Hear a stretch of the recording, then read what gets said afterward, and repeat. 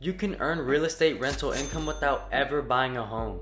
And it can be all through your phone as well, so you'll never have to step outside. I know we all know those people who have 10 different houses and they Airbnb those or rent those out and get a steady stream of income. Most people do not have that source of income to keep buying these houses. And to get into that type of business, you'll need to own multiple different properties to even start breaking even, which owning one house in this economy is already too much. So how do people do that? I'll be showing you how to do all that without breaking the bank. Hey guys, this is your young advisor, and today I'll be showing you how to get real estate income without ever owning a physical property. Quick disclaimer, this is not investment advice. I am not yet licensed, so please invest at your own risk. For this strategy, we're going to let people have the money to buy all these houses and let them do the hard work for us so we can start getting some of those rewards. What this is called is a real estate investment trust, or an REIT. Very simply said, it's like buying stock on a company that owns multiple real estate properties. And the best thing about it, those who invest in REITs get income based on either mortgage payments, lease payments, or property appreciation.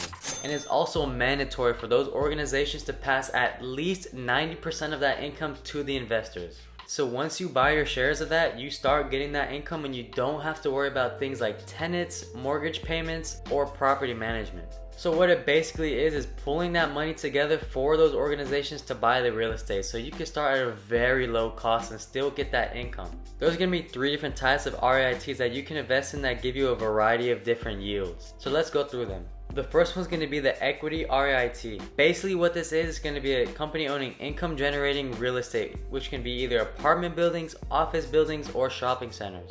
You as an investor will start getting those payments based on the rents that they charge, the leases that they charge, or just the property appreciation.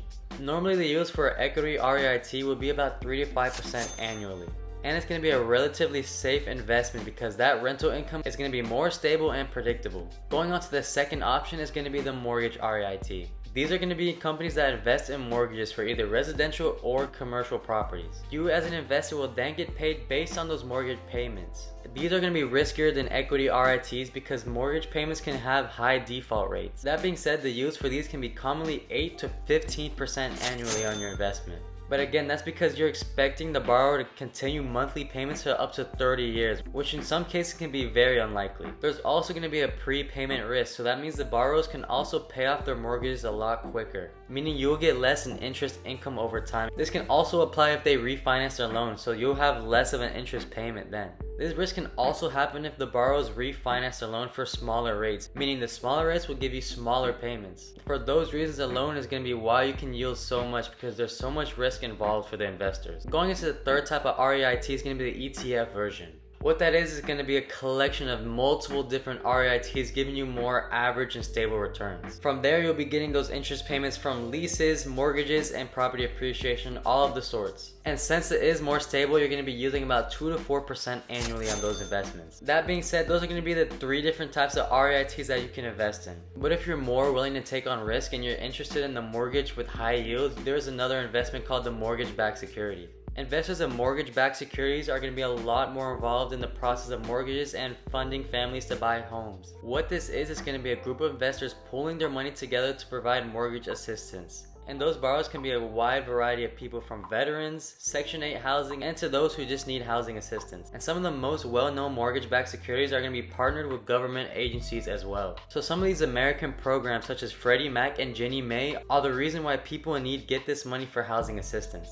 But keep in mind, this is going to be a risky investment because you're giving money to those who don't have the money originally to buy these houses. So there's going to be a higher default rate on those as well. But if you're investing in these MBSs that are sponsored by government agencies, most of the time they're going to back these payments to you, so you can always have a guarantee of income. But that's mainly for American government programs. So if you invest in MBSs that are not related to the government, then you're not going to get that same guarantee.